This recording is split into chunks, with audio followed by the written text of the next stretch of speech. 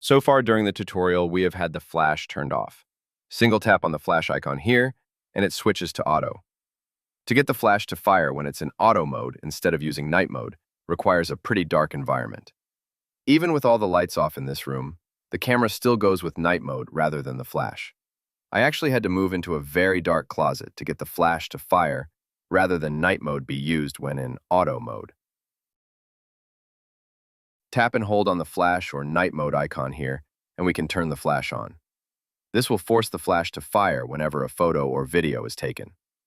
Notice that turning the flash on will disable night mode. They cannot be used together.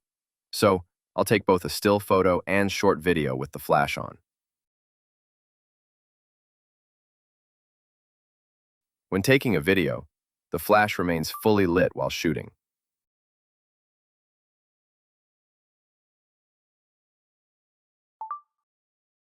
Notice that the flash can create shadows and cause some fairly harsh lighting. So, I typically prefer the results from night mode, unless the subject I'm shooting is moving. Another good time to activate the flash can be when there is a strong backlight and the subject you want to focus on needs to be lit up. In this example, Dwight and the Slinky are nicely illuminated by the flash.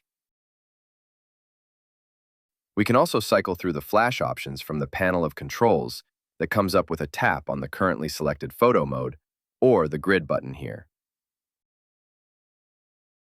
Single tap to cycle through the flash being off, auto, and on. When reviewing our flash and night mode photos, notice that they are only output at 12 megapixels despite being shot with the 48 megapixel camera.